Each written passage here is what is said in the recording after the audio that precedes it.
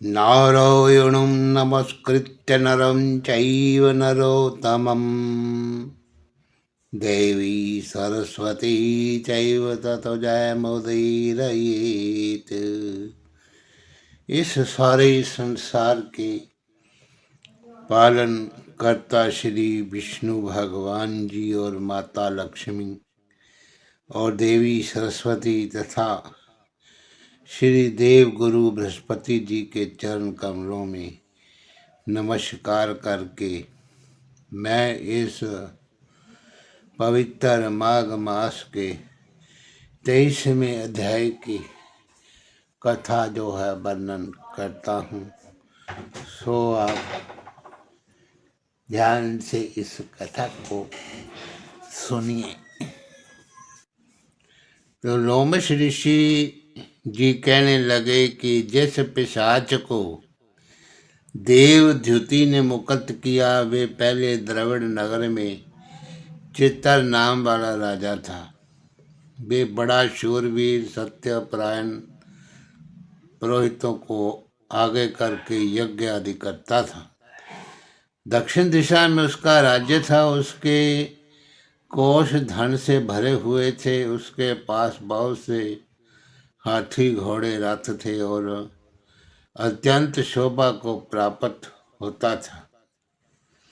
बहुत सी स्त्रियों के साथ क्रीड़ा करता था। अनेक यज्ञ उसने किए थे। वे नित्य अतिथियों की पूजा करता था और शस्त्र विद्या में बड़ा निपुण था। ब्रह्मा विष्णु महेश सूर्य देव की पूजा सदा करता था। वे जंगल में भी स्त्रियों से घिरा हुआ क्रीड़ा किया करता था। एक बार वे पखंडियों के मंदिर में गया और वेदहीन भस्म लगाए महात्मा बने हुए पखंडियों से उस राजा की बातचीत हुई। पखंडियों ने कहा कि हे राजन, शैव धर्म की महिमा सुनो। इस धर्म के प्रभाव से मनुष्य पाप को काटकर मुक्त हो जाता है। सवर्णों में शैव मत ही मुक्ति देने वाला है। शिव की आज्ञा के बिना दान यज्ञ और तपों से कुछ नहीं बनता। शिव का सेवक होकर भस्म धारण करने जटा रखने से ही मनुष्य मुक्त हो सकता है। जटा धारण करने तथा भस्म लेपन से ही मनुष्य शैव के समान हो जाता है। उसके बराबर और कोई पुण्य नहीं। जटा भस्म धारण किए हुए सभी योगी शिव के समान होते हैं। अंध जड़ नपुंसक तथा मूर्ख सब जटा से ही पहचाने जाते हैं। शूद्र वर्ण के शैव भी पूजनीय है। विश्वामित्र क्षत्रिय होकर भी तप से ब्राह्मण हो गए। वाल्मीकि चोर हो गए, उत्तम ब्राह्मण हो गए। अतएव शिव पूजन में किसी बात का विचार नहीं है। तप से ही ब्रह्मत्व प्राप्त होता है, जन्म से नहीं। इस कारण शैव का दर्शन उत्तम है तथा शिव के सिवाय दूसरे देवता का पूजन न करें। शिव तपस्वी को विष्णु का त्याग करना चाहिए। विष्णु की मूर्ति की पूजा नहीं करनी चाहिए। विष्णु के दर्शन से शिव का द्रोह उत्पन्न होता है और शिव के द्रोह से रौरव आदि नरक मिलते हैं। इसी से भवसागर से पार होने के लिए विष्णु का नाम भी नहीं लेना चाहिए। शिव भक्त निशंक होकर जो शिव से प्रेम करता है वे कैलाश में वास करता है, इसमें कोई शंका नहीं। इस धर्म का पालन करने वालों का कभी नाश नहीं होता।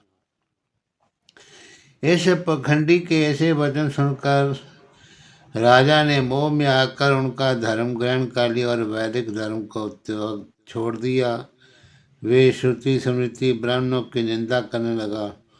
उसने अपने घर के अग्निहोत्र को बुझा दिया और धर्म के कार्य बंद कर दिए। विष्णु की निंदा वैष्णवों से द्वेष करने लगा और बोला है, कहाँ है विष्णु, कहाँ देखा जाता है, कहाँ रहता है, किसने देखा है। और जो लोग नारायण का भजन करते थे उनको दुख देता था। पखंडियों का मत ग्रहण करके राजा वेद वैदिक धर्म व्रत दान दानियों को न मानता था। अन्याय से दंड देता और वे कामी राजा सदा स्त्रियों से समूह से घिरा रहता और क्रोध से भरा रहता। गुरु तथा पुरोहित के वचनों को न मानता, पखंडियों पर विश्वास करता, उनको गांव हाथी घोड़े और स्वर्ण आदि देता था, उनके सब काम करता था, भस्म धारण करता था, मस्तक पर जटा रखता था। जो कोई विष्णु का नाम लेता उसको मृत्यु दंड दिया जाएगा।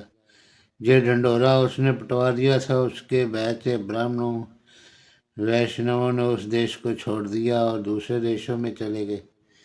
सारे देशवासी केवल नदी के जल से जीते थे। जीविका से दुखी होकर वृक्ष आदि नहीं लगाते थे, ना ही खेती बाड़ी करते थे। प्रजा अन्न के अभाव से गला सड़ा अन्न भी खा लेती थी। आचार विचार अग्नि क्रिया सबको छोड़कर काल रूप की तरह वे राजा शासन करता था। कुछ काल पश्चात उस राजा की मृत्यु हो गई और वैदिक रीति से उसकी क्रिया भी नहीं की गई। ये यमदूतों से अनेक प्रकार के दुख उठाता रहा। कहीं लोहे की कीलें पर से चलना पड़ा, कहीं जलते अंगारों में चलना पड़ा जहाँ सूर्य की अति गर्मी थी और ना कहीं छाया का वृक्ष था। कहीं लोहे के डंडों से पीटा गया, कहीं बड़े बड़े दांतों वाले भेड़ियों कुत्तों से काटा गया। इस प्रकार दूसरे पापियों का हाहाकार सुनता हुआ वे राजा यमलोक में जाकर पहुंचा। हरिओम दस्स नमो नमः। श्री कृष्ण गोविंद हरे मुरारी, हे नाथ नारायण वासुदेव। श्री कृष्ण गोविंद हरे मुरारी, हे नाथ नारायण वासुदेव। हे नाथ नारायण वासुदेवा, हे नाथ नारायण वासुदेवा। श्री कृष्ण गोविंद हरे मुरारी, हे नाथ नारायण वासुदेवा।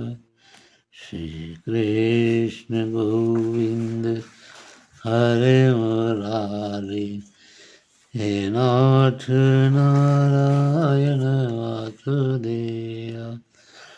हे नाथ नारायण वासुदेवा, हे नाथ नारायण वासुदेवा।